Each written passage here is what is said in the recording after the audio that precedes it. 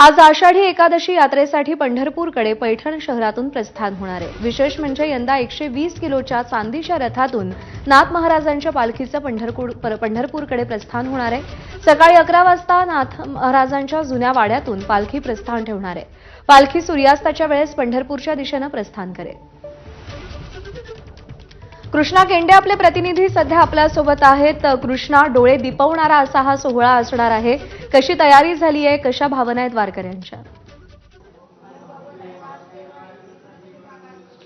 महाराष्ट्रामध्ये ज्या मानाच्या पालख्या आहेत त्यातलीच एक संत एकनाथ महाराजांची पालखी आहे आणि आज संत एकनाथ महाराजांची पालखी या ठिकाणी प्रस्थान ठेवणार आहे आणि महाराष्ट्राच्या कानाकोपऱ्यातून वारकरी इथे एकत्र यायला सुरुवात झाली। अगदी काही वेळापूर्वीच संत एकनाथ महाराजांची आरती या ठिकाणी झालेली आहे आणि त्यानंतर आता काही वेळातच या ठिकाणी भजन होईल आणि त्यानंतर साधारणपणे 11-11:30च्या दरम्यान ही पालखी या जुन्या वाड्यातून म्हणजे बाहेरच्या वाड्यामध्ये प्रस्थान ठेवेल आणि त्यानंतर सूर्यास्ताच्या वेळेस ही पालखी पंढरपूरच्या दिशेने रवाना होईल।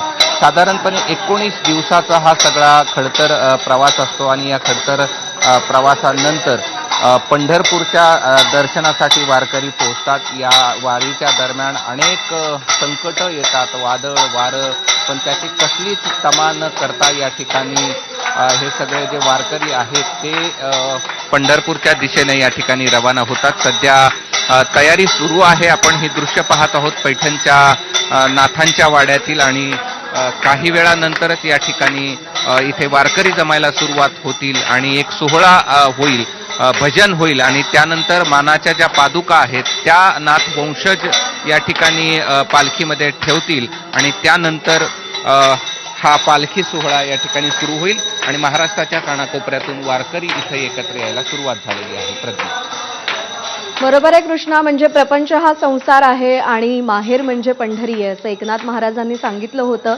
आणि याच प्रपंचातून वेळ काढत आपल्या माहेराकडे हे सगळे वारकरी निघालेले आहेत।